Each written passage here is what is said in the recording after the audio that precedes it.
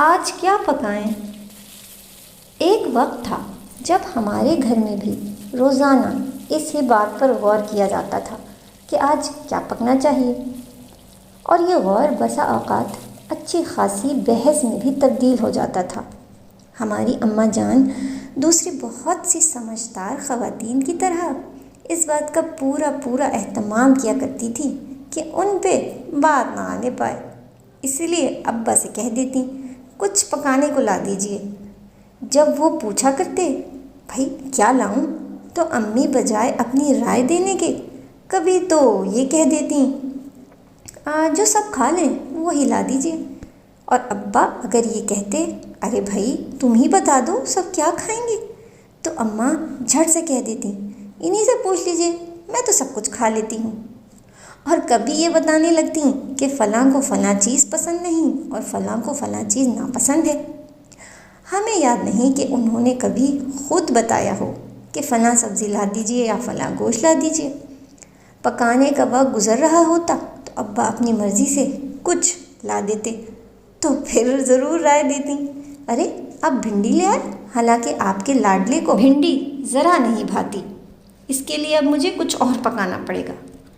ابا کریلے لے آتے تو کہنے لگتی کریلے یہ اتنا وقت لے لیتے ہیں، یہی دیکھ لیتے ہیں کہ مغرب ہو چلی ہے، اب کتنا وقت لگے گا ان کو بنانے اور صاف کرنے میں اور پھر پکانے میں، اس سے تو بہتر تھا توریل لے آتے، جھٹ سے تیار ہو جاتی۔ تو بھائی یہ بات پہلے نہیں کہہ سکتی تھیں؟ ایک دن ابا توری لے آئے تو کہنے لگی اوہو آپ تو توری اٹھا لائے، بھائی میرا تو دل ہی اٹھ گیا ہے توری سے۔ اس دن میں بول پڑی مگر اماں آپ تو کہہ رہی تھیں کہ آپ سب کچھ کھا لیتی ہیں۔ اس پر بھی اماں چوکی نہیں، فوراً کہنے لگی ہاں تو کچھ غلط کہا تھا کیا، جب توری بنے گی تو کھا ہی لوں گی نا، تمہاری طرح نخرے تھوڑے ہی کروں گی۔ کچھ عرصے میں ہمارے ماموں کینیڈا سے آئے، ہفتہ بھر انہوں نے یہ مناظر دیکھے اور روز روز کی اماں ابا کی نوک جھوک سنی، تو ایک دن ہم سب کو بلا لیا، چھوٹی سے کہا کاپی یا 3-4 صاف کاغذ لے آؤ۔ چھوٹی کلپ بورڈ پر 3-4 کاغذ اور قلم لے آئی۔ ماموں نے کلپ بورڈ مجھے تھما دیا اور کہا چلو بھائی سبزیوں کے نام لکھو۔ میں نے کلپ بورڈ سنبھال لیا اور کہا جی لکھوائیں۔ ماموں نے پہلے تو مجھے گھور کر دیکھا، جس کا مطلب تھا کہ اتنی بڑی ہو گئی ہو اور تمہیں سبزیوں کے نام بھی یاد نہیں۔ خیر پھر نام لکھوانا شروع کر دیے۔ ماموں روانی سے نام بولتے جا رہے تھے اور چھوٹی حیرت سے منہ تک رہی تھی، پھر اس سے رہا نہ گیا تو کہنے لگی ماموں آپ کینیڈا میں سبزی کا ٹھیلا تو نہیں لگاتے؟ ماموں نے زوردار قہقہ لگایا اور کہنے لگے سبزیوں کے ساتھ ساتھ میں دالیں بھی بیچتا ہوں۔ اب کلپ بورڈ چھوٹی کو تھمایا اور دالوں کے نام لکھوانے لگے۔ دالوں کی فہرست میں انہوں نے چاول اور دلیا بھی لکھوایا۔ پھر ماموں نے گوشت کی اقسام لکھی اور ساتھ انڈے بھی لکھ دیا۔ اس کے بعد انہوں نے سب کی پسند ناپسند معلوم کی اور ہر ایک کے نام کے ساتھ اس کی پسند ناپسند الگ الگ کالم میں درج کر لیں۔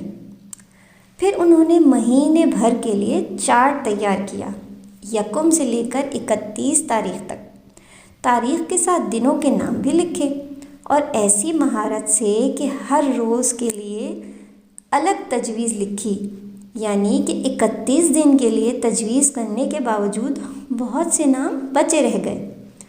ماموں نے مجھے اور چھوٹی دونوں کو مخاطب کر کے کہا تم لوگ ہر مہینہ ختم ہونے سے پہلے اگلے مہینے کے لیے نیا چارٹ تیار کر لیا کرنا، ان ناموں کی مدد سے کئی نئی ڈشیں تیار ہو سکتی ہیں۔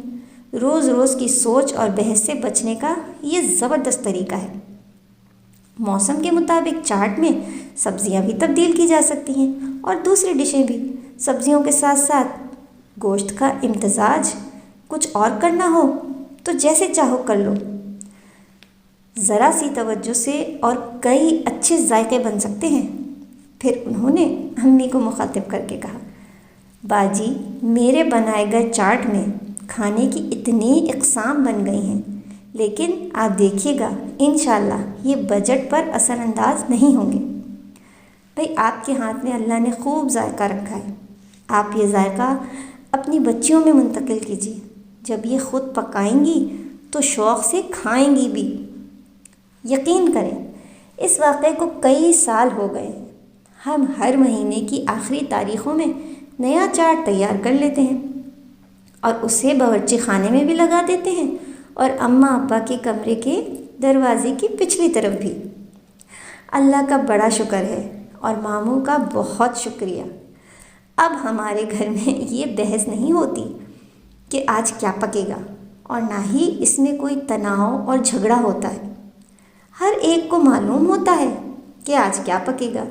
اگر اس کی پسند کی چیز نہیں ہوتی تو یا تو وہ ذہنی طور پر پہلے سے ہی تیار ہو جاتا ہے، یا پھر اپنے لیے تھوڑی سی محنت کر کے کچھ بنا یا بنوا لیتا ہے۔ ویسے ایسا موقع شاذ و نادر ہی آتا ہے۔ ایک تو ہم پہلے اس چارٹ پر اور پھر پکاتے وقت اس ڈش پر اتنی محنت کرتے ہیں کہ عام سے نام والی چیز بھی بڑی ذائقے دار اور اچھی بن جاتی ہے۔ دوسرا یہ بھی حقیقت ہے کہ اچانک دسترخوان پر جب کوئی ایسی چیز سامنے آئے جو پسند نہ ہو تو ذوق کو ذرا ٹھیس تو پہنچتی ہے، لیکن اگر پہلے سے ہی یہ بات معلوم ہو تو ذہن اور معدہ دونوں تیار ہو جاتے ہیں۔ اب جناب، آپ بھی یہ چارٹ والا تجربہ کیجئے اور دیکھیے جھنجھٹ کیسے ختم ہوتی ہے۔ گھرانہ ٹی وی۔